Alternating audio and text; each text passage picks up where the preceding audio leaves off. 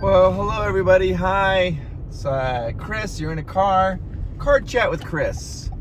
I am off to Dutch Brothers, where I like to go, and I have a handful of secret recipes that they've given me, and I'm gonna randomly choose one, and we'll do this.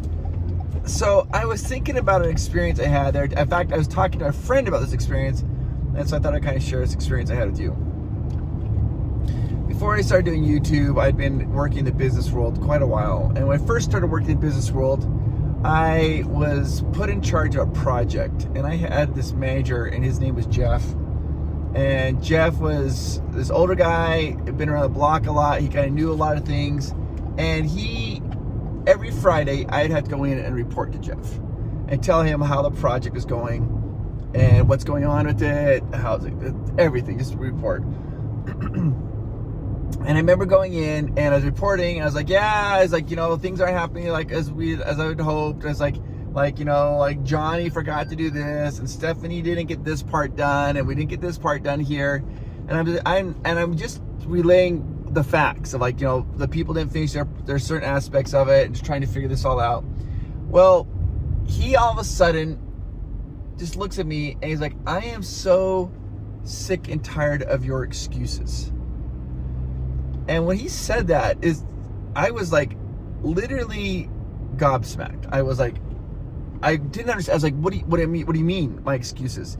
He's like, every time you come in here, every Friday, when he's like, you always have an excuse, Chris, why something's not working or what's not going on. And he's like, I'm sick and tired of your excuses. And I was totally didn't understand what he was saying. I was like, I don't have any excuses, Jeff. I'm just reporting on what's happening. Johnny didn't get this done. Stephanie didn't get this done. I'm just telling you what's happening and we kind of got a little bit of an argument. And he's like, you own the project, Chris. He's like, you own the project. And he's like, so it's your success and it's your failure. And that's how the meeting ended. And this was on a Friday. And that week, I was so angry. I left his office, and I was just like, he doesn't understand all the work I'm putting in. I was so angry. But I went that weekend and I literally tried to re-dissect everything he said and take it into account. And something came across my mind. I was like, you know what? Maybe Jeff's right. I'm going to own this. And I am just so grateful. This was one of the biggest steps I had in my career. And luckily, I was quite young when this happened. I was in my early 20s. And when this happened, I was able to use this. So from that point on, every time I go into Jeff's office, I would report. I'm like, and it was my fault. I'm like, I did not get these things done. This was not taken care of. This is what's going on. But this will be taken care of. I owned it 100%. I never said other people's names. I never said this. That was my project. I was in charge of it. And I learned that all the successes come with me, and all the failures, I have to own them. I can't just accept the successes and deflect the failures. It's me. If somebody doesn't do their part of the job, then that was on me because I wasn't managing them correctly, or their expectations weren't set up correctly. And so that was a huge thing. I remember going back, and that next Friday I told, that weekend, and I was like, okay, I got a whole week here to work on this.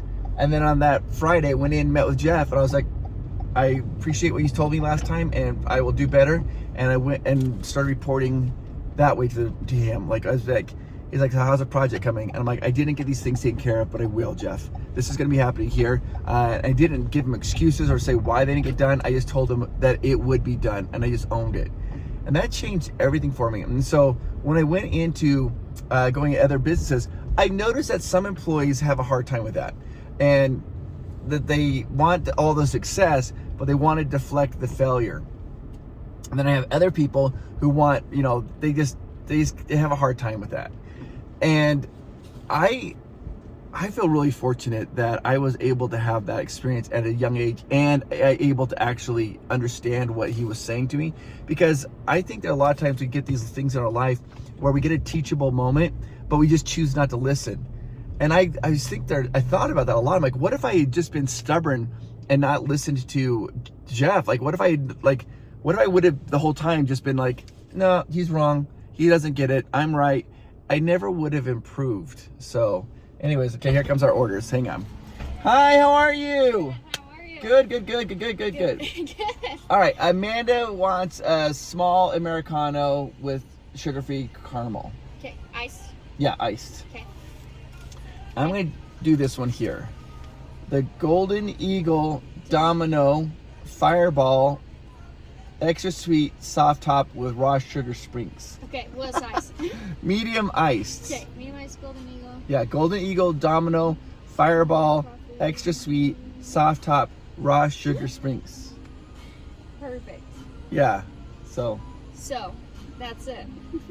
that's what I'm ordering. Okay, hang on. Okay. Awesome. Anything else for you? That's it. Okay. Perfect. All right, we just ordered it. Here we go. Hi guys. How are you? Good. How are you guys doing? Good. We are good. Did you hear about us shutting down? Yes. So the 17th through the. This Sunday. I know. I'm sorry. I But took the out. other shops will be open. I'm gonna be driving their shops. Yeah. So you moving your staff to the other shops? Yeah. Okay. Did you have a good time at Disney World? I did. You I did. didn't know we were doing this. That happens. That's Disney World's a whole beast too because it's huge. If you don't know, then it's. It's so true. Yeah. I will say I was not a Disney person Yes. growing up. Like I obviously love the classics. Sure. I wasn't like I have so many friends that are like take the trips and they Oh, yeah, Disney yep. every year, right?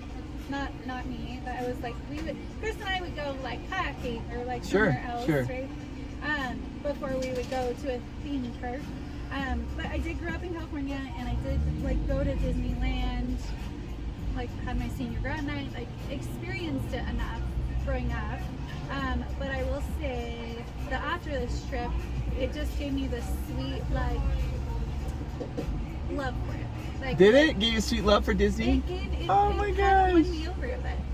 And it was the worst time of the year to go. Literally the Still- hottest time of the year. Hey, how are you? How are you? Good. It says something about Disney. Disney's awesome. It Wait, is. have you Yeah. been since they opened the Tiana's? Yes, I gotta go to Tiana's Palace opening the night before they opened it to the public and do a How sneak is it? preview. It's As amazing. amazing as we were hoping. I loved it. Is Splash Mountain? Well, not Splash Mountain, but like her ride open yet? Not her ride's not open yet, but the restaurant's open and the food is the best I've ever had. So good. Yes, I it's need to so go. good. In Disneyland or Disney? Disneyland. Because is the Disney World one open yet? Nope. No. Nope, yeah. not yet. I've So been to Disneyland in way too long. yeah. Yeah. All right, talk to you later. Okay, bye.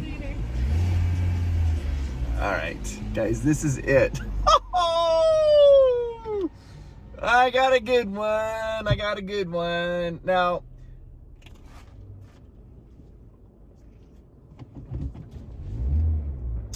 oh, that tastes so delicious. They were talking to me about Disneyland and stuff. They're all excited about it. But let me tell you about this. This is, all right.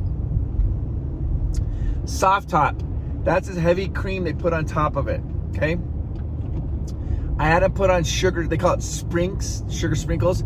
They're like little crystallized sugars they put on, and as you drink the drink, you kind of chew on them. They're so delicious. It's got caramel. Okay, a lot of caramel. And then they did what's called a fireball. And the first time they told me, they're like, "Do you want it fireball?" And I didn't. I was like, "Isn't that like alcohol?" And I was like, "No, I'm driving." What? They're like, no. It just means like an atomic fireball, just like cinnamon. They pull cinnamon through, and I'm like, yes. I want that. So it is so good. So they call that a fireball shot. That's where they pull this cinnamon through, and you get this blast of cinnamon every time you drink. It's just like a hit. And then I do what's called a domino. The domino is when they mix the different types of whatever the ingredients they put in there. They do like half and half or whatever. And so it's a blend. It is so good. I love this one. It's really creamy. They told me, people said you have to describe the drink. That's the whole point of it. It's really creamy, like cream. You're drinking like cream with that sweet. It's got a little bit of cinnamon, and then you get the soft top just drips down. The soft top at the top goes mixes into the bottom. Tastes so good. One of my favorites. One of the best. I mean, all of them are great, but this is so good. So, anyways, back to that. I just want to tell you guys are awesome. Thanks for being here with Card Chat with Chris. I hope you guys are kind of enjoying this. It's kind of a way for me to talk about my life a little bit. Because I think about that experience with Jeff. I'm like, what if I had gone the other way? What if I had not listened and just rebelled? I don't think I would have been nearly successful in my business world. I don't think I would have had that experience. I don't think I would have been teachable and malleable, and I think I would have been stagnant, probably plateaued, and never really amounted to much in the business world. So I'm just glad. I'm glad I took that moment and listened. All right, guys, I'll see you tomorrow. Bye.